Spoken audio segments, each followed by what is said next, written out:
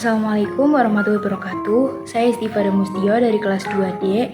Di sini saya akan mereview buku dengan judul Pengantar Analisis Data. Buku ini ditulis oleh Dr. Purnawan Junadi pada tahun 1995, diterbitkan oleh PT Rineka Cipta dengan 135 halaman dengan nomor ISBN 979 518 637X. Dalam buku ini terdapat 8 bab. Bab 1 adalah prinsip umum analisis, bab 2 adalah analisis univariat, bab 3 hubungan dua variabel, bab 4 berbagai tipe hubungan, bab 5 hubungan perbedaan dan pengaruh, bab 6 menganalisis hubungan yang ada, bab 7 analisis terhadap yang berlawanan, dan yang terakhir bab 8 melihat pengaruh struktural. Dari 8 bab tersebut, di sini saya akan membahas atau mereview 3 bab, yaitu bab 1 sampai dengan bab 3. Bab 1 adalah prinsip umum analisis. Dalam bab 1 terdapat 3 poin penting. Yang pertama adalah analisis data. Analisis, jika kita sederhanakan, adalah proses terakhir dalam rentetan tugas penelitian sebelum menulis laporan. Analisis dilakukan agar tujuan pokok penelitian, yaitu menjawab pertanyaan dan membuktikan hipotesis, dapat dicapai. Analisis bertujuan untuk menjelaskan fenomena, baik kejadian atau perilaku yang mengenai seseorang, sekelompok orang, atau masyarakat. Pada analisis, penggunaan alat bantu sering dilebihkan nilainya. Sering dikatakan bahwa dengan statistik yang canggih, semua masalah menjadi mudah terbaca. Kemudian poin yang kedua adalah prinsip umum analisis. Kerangka analisis biasanya sudah ada sejak awal proposal penelitian dibuat. Kerangka analisis biasanya mengandung rencana apa yang akan dilakukan setelah data selesai dikumpulkan dan dibersihkan. Patokan lain yang diperlukan atau diperhatikan dalam analisis adalah desain penelitian yang digunakan. Analisis yang dilakukan juga akan tergantung dari skala pengukuran variabel. Ada 2 yang ingin ditekankan dalam melakukan analisis. Yang pertama adalah tujuan analisis lebih menentukan pada skala pengukuran. Yang kedua adalah beberapa prosedur statistik dapat digunakan untuk mencapai tujuan yang sama. Poin yang ketiga adalah langkah umum analisis. Analisis perlu dimulai dari yang sederhana, lalu melangkah ke lebih ke yang rumit. Langkah pertama adalah analisis univariat. Analisis univariat adalah analisis yang dilakukan pada sebuah variabel, bentuknya dapat berbagai macam. Langkah kedua adalah analisis bivariat, yaitu analisis untuk melihat hubungan dua variabel.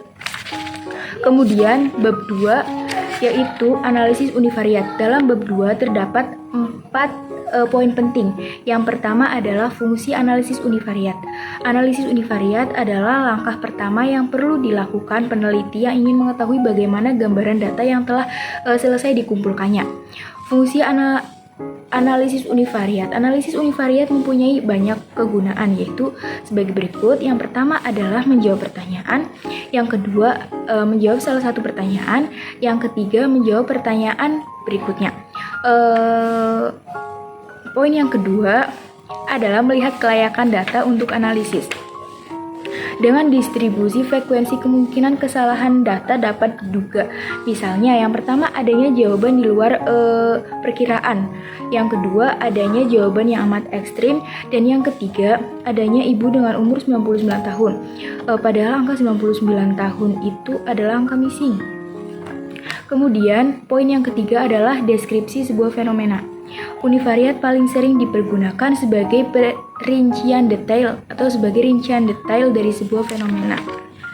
Univariat merupakan cara efektif untuk menegaskan besarnya sebuah fenomena. Kemudian poin yang keempat adalah mempersiapkan analisis selanjutnya. Analisis univariat juga dapat atau sangat berguna untuk mempersiapkan data untuk analisis selanjutnya.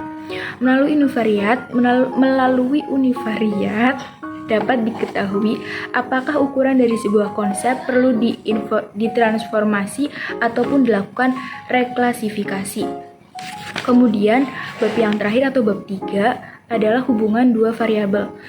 Dalam bab 3 terdapat 3 poin penting. Yang pertama adalah analisis dengan menggunakan tabel silang. Untuk melihat hubungan antara dua variabel, cara termudah adalah dengan pergunakan tabel silang.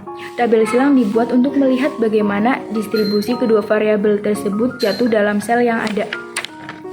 Kemudian poin penting yang kedua adalah analisis dengan menggunakan angka rata-rata. Hubungan dua variabel dapat dianalisis dengan menggunakan angka rata-rata. Penafsiran hasil dilakukan dengan melihat perbedaan angka rata-rata itu. Banyak penelitian dalam bidang ekonomi kedokteran yang menggunakan angka rata-rata.